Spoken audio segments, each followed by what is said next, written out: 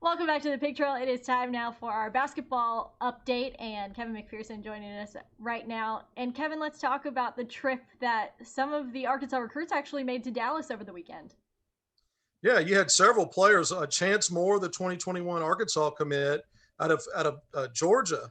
ESPN ranks him number 44, 4-star. So it's a high level guy, and it's the Coach Wooten's top 150 camp down in the Dallas Fort Worth area.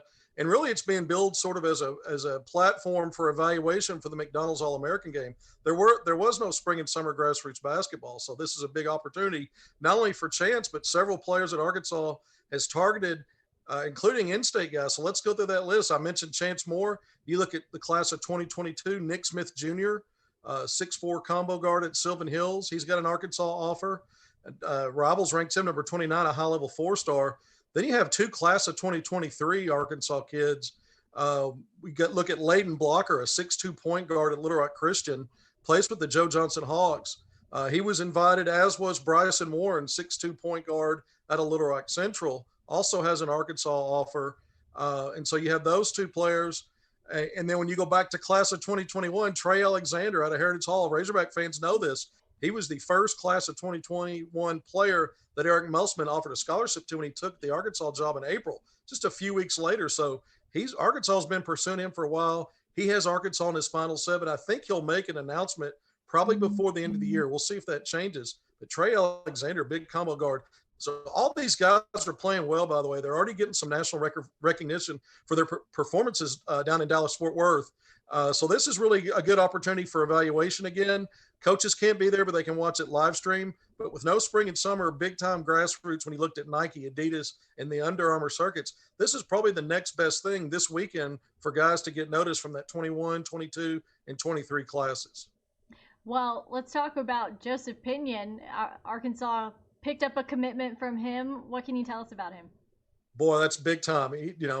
Top 100 guy in the country, class of 2022. It's a loaded class. 6 players in that class in state have Arkansas offers. Wow. We know the 2020 class in state was big. ESPN ranked Arkansas's class for 2020. These are now freshman Razorbacks, the 5th best class in the nation.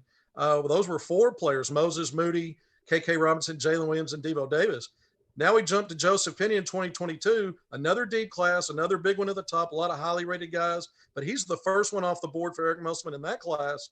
And I think it's a big-time deal for Arkansas and for Pinion. He wanted to be a Razorback. He was really excited about it, didn't want to wait any longer. He had schools like Kansas, Baylor, Texas Tech had offered him. Duke was recruiting him. And so this is big, again, for Arkansas as well, because Musselman now has established he's got a signing class coming up for 2021. He's going to continue to add to that class, probably through the transfer portal. But to have his foot in the door already in 2022 is big. And Joseph Pinion, 6'6" wing in a Morrilton, can shoot the basketball from beyond the arc. You go back and look at Isaiah Joe, Mason Jones. Now they've got Moses Moody. I think he's that next guy, big wing that can shoot. But he can do other things as well, Tara, when you start talking about what kind of player and what he brings to the table. Well, the current Arkansas Razorback team, they've been working hard at practices and stuff. What are you hearing right now about what's going on the Hill?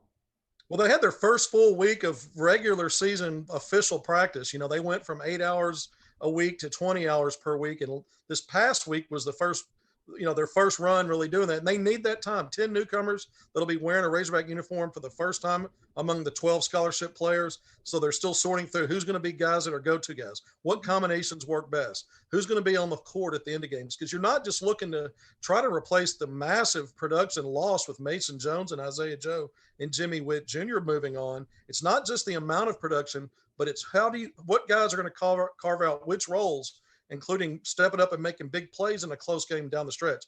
They're really working on that. This past week, they worked on several different defenses that they're going to employ at the defensive end of the floor. So that's something they worked on during the week. And then the other thing is when you really look back at the fact that now last week, the previous week and last week, Eric Musselman's had end of week press conferences and brought a couple of players. 2 weeks ago it was Justin Smith and Jalen Tate, the 2 senior grad transfers. This week it was freshman Moses Moody and the third and final senior grad transfer in Vance Jackson Jr. So I think it's interesting. We'll see if Musselman continues in this COVID area of trying to give fans something, some information within the program by doing these Zoom pressers at the end of each week.